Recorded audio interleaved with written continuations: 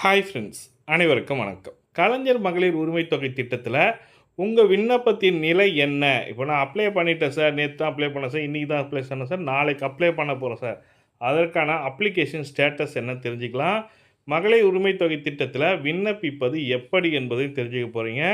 அதுக்கப்புறம் application form, அந்த மகளிர் உரிமை தொகைக்கு 2 பேஜ் உள்ள அப்ளிகேஷன் ஃபார்ம் கொடுப்பாங்க. அந்த அப்ளிகேஷன் ஃபார்மை எப்படி ஃபில்அப் பண்ணணும், உங்கள் ஊரில் எப்பொழுது எங்கு முகாம் நடக்கிறது, இப்போ வந்து பார்த்தீங்கன்னாக்கா எங்கள் ஊரில் இன்றைக்கி டேட்டில் எந்தெந்த இடத்துலலாம் நடக்குதுன்றதை காட்டுவாங்க. நாம் என்ன ஆவணங்கள் எடுத்து செல்ல வேண்டும் என்ற இந்த 5 விதமான டாபிக் தான் பார்க்க போகிறீங்க. வீடியோ ஸ்கிப் பண்ணாமல் கடைசி வரைக்கும் பாருங்கள். வீடியோ பிடிச்சிருந்தால் லைக் பண்ணுங்கள், கூடிய சப்ஸ்கிரைப் பண்ணுங்கள். வாங்க வீடியோக்குள்ளே போகலாம்.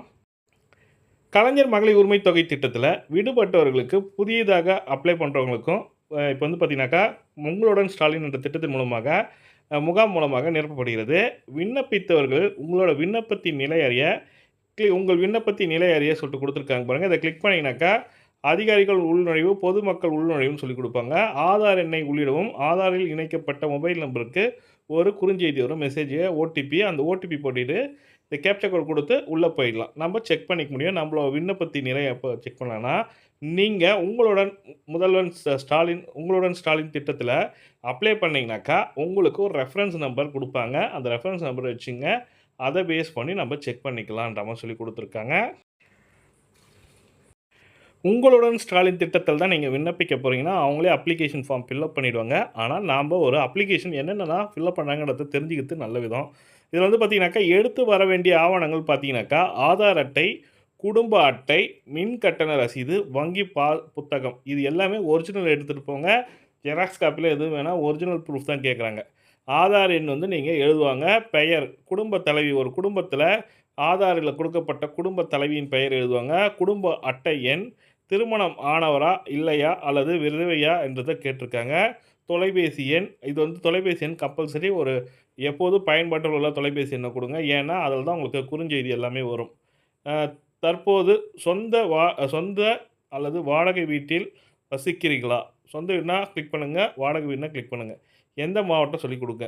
தற்போதைய மின் இணைப்பு எண், உங்களோட இபி பில் நம்பர் கேட்குறாங்க.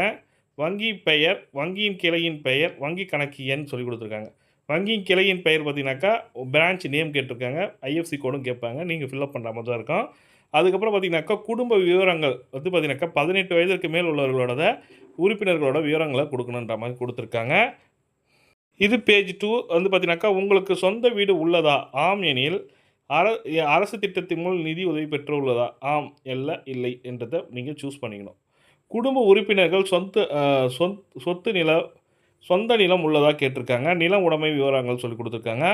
ஆம் கொடுத்தீங்கன்னாக்கா, ஆம் எனில் குடும்ப உறுப்பினர்கள் அனைவரையும் சேர்த்து 5 ஏக்கர் மேல் நஞ்சை நிலம் உள்ளதாக கேட்டிருக்காங்க. அல்லது 10 ஏக்கர் மேல் புஞ்சை நிலம் உள்ளதா என கேட்டிருக்காங்க. வாகன விவரங்கள், குடும்ப உறுப்பினர்கள் 7 பேர் கார், ஜீப், டிராக்டர், கனரக வாகனம் போன்ற 4 சக்கர வாகனங்கள் உள்ளதாக கேட்டிருக்காங்க. ஆம்னா அந்த ஆம் என்ற காரணத்துக்கான ப்ரூஃபை கொடுக்கணும். இப்போ வந்து பார்த்திங்கன்னா கார் வச்சு தான் நாங்கள் தொழிலே பண்ணுறோம் சார், வாடகை கார் ஓட்டுறோம் சார், எங்கள் வீட்டுக்காரருக்கு வாடகை கார் தான் ஓட்டுறாருன்னா அதுக்கேற்ற மாதிரி. அதே போல் என்னென்ன தகுதிகள் இருக்கணுன்ற மாதிரி கொடுத்துருக்காங்க.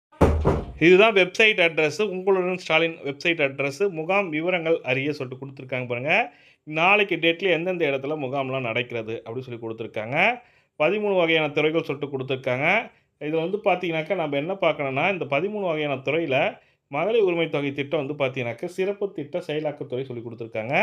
இதில் வந்து பார்த்தீங்கன்னாக்கா கலைஞர் மகளிர் உரிமை தொகை திட்டத்திற்கு என்ன மாதிரியான தகுதிகள் என்றதை டீட்டெயில் கொடுத்துருக்காங்க. 21 வயது நிரம்பிய மகளிர் விண்ணப்பிக்கலாம். 2.5 லட்சத்துக்குள் இருக்க வேண்டும் குடும்ப ஆண்டு வருமானம். 5 ஏக்கருக்கு குறைவாக நஞ்சை நிலம் அல்லது 10 ஏக்கருக்கு குறைவான புஞ்சை நிலம் இருக்கலாம். உபயதாரருக்கு 3600 யூனிட்டுக்கு மேல் குறைவாக மின்சாரம் பயன்படுத்துகிறார்களா இருக்கலாம். மாற்றுத்திறனாளிகள் ஓய்வூதியம், பராமரிப்பு உதவி ஓய்வூதியம், முதியோர் உதவித்தொகை ஓய்வூதியம், உடல் பாதுகாப்பு திட்டம், அமைப்புசாரா தொழிலாளர் வாரியம், முதியோர் உதவித்தொகை, இந்திரா காந்தி தேசிய விதவை ஓய்வூதிய திட்டம், ஆதரவற்ற கணவரால் கைவிடப்பட்ட பெண்கள் ஓய்வூதியம் மற்றும் 50 வயதுக்கு மேற்பட்ட திருமணமாகாத ஏழை பெண்களுக்கு ஓய்வூதியம் பெறும் நபர்களை தவிர இக்குடும்பத்தில் மற்ற தகுதி வாய்ந்த பெண்கள் விண்ணப்பிக்கலாம் சொல்லி கொடுத்துருக்காங்க. குடும்பத்தில் வருமான வரி கணக்கு தாக்கல் செய்வோர், வருமான வரி தொழில் செய்தவர்களுக்கு 50 லட்சத்துக்கு மேல் ஆண்டு விற்பனை செய்து ஜிஎஸ்டி செலுத்துவதாக இருக்கக்கூடாது சொல்லி கொடுத்துருக்காங்க. குடும்ப உறுப்பினர்கள் தேர்ந்தெடுக்கப்பட்ட மக்கள் பிரதிநிதிகளாக இருக்கக்கூடாது சொல்லி கொடுத்துருக்காங்க.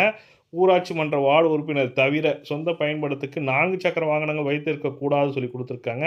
அதன் மூலம் 4 சக்கர வாகனம் வைத்திருக்கும் குடும்பங்களுக்கு உள்ள தகுதி வாய்ந்த பெண்கள் விண்ணப்பிக்கலாமா கேட்டிங்கன்னா விண்ணப்பிக்க முடியாதுன்னு சொல்லியிருக்காங்க. அரசு ஊழியர்கள், பொதுத்துறை நிறுவனங்கள், வங்கி சாராத நிறுவனங்களில் ஒர்க் பண்ணுறவங்களுக்கு இந்த திட்டத்தில் பயன்பட முடியாதுன்னு சொல்லி கொடுத்துருக்காங்க. இதற்கு வந்து பார்த்தீங்கன்னாக்கா அவங்களோட தகுதின்றது டீட்டெயில்டாக கொடுத்துட்டாங்க. நாளைக்கு எந்த மாவட்டத்தில் நடக்குதுன்றது தெரிஞ்சுக்கணும்னு நினைக்கிறவங்க கீழே வந்தீங்கன்னாக்கா இங்கே வந்து பார்த்தீங்கன்னா click here to know your அப்படின்னு சொல்லிட்டு கொடுத்துருப்பாங்க. கிளிக் செய்யவும் சொல்லி கொடுத்துருக்காங்க பாருங்கள். இதில் எந்த மாவட்டமோ அந்த மாவட்டத்தை கொடுத்தீங்கன்னாக்கா அந்த மாவட்டத்தில் எந்த இன்றைக்கி நாளைக்கு டேட்டில் இன்றைக்கி வந்து பார்த்தீங்கன்னாக்கா 16 தான் கொடுத்துருக்காங்க. இன்னும் 17 அப்டேட் பண்ணல. நாளைக்கு இன்னும் டேட் அப்டேட் பண்ணல. நாளைக்கு எந்த காஞ்சிபுரம் மாவட்டத்தில் எந்தெந்த ஏரியாவில் இப்போ பார்த்தீங்கன்னாக்கா 16வது மாவட்டத்தில் 14ஆம் தேதி நடந்த மாவட்டத்தில் எந்தெந்த ஊர்களில் எங்கெங்கே நடந்திருக்கு அதோட அட்ரஸ் கொடுத்துருக்காங்க. அப்போ போய் நீங்கள் கலந்து கொள்ளலாம் சொல்லி கொடுத்துருக்காங்க. இதுதான் டீட்டெயில்டான ரிப்போர்ட்டாக உங்களுடன் ஸ்டாலின் திட்டத்தின் மூலமாக மகளிர் உரிமை தொகை திட்டத்திற்கு விண்ணப்பிக்கலாம். அப்ளிகேஷன் ஃபார்ம் எப்படி ஃபில்அப் பண்ணணுன்ற சொல்லியிருந்திருக்கேன்.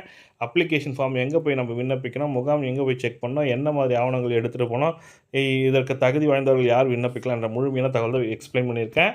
மேலும் தகவலுக்கு கமெண்ட்டில் சொல்லுங்கள். டெஃபினட்டாக ஒரு பயனுள்ள தகவலாக இருக்கும்னு நினைக்கிறேன். இந்த வீடியோ பிடிச்சிருந்தால் லைக் பண்ணுங்கள், கூடிய சப்ஸ்கிரைப் பண்ணுங்கள். தேங்க்யூ.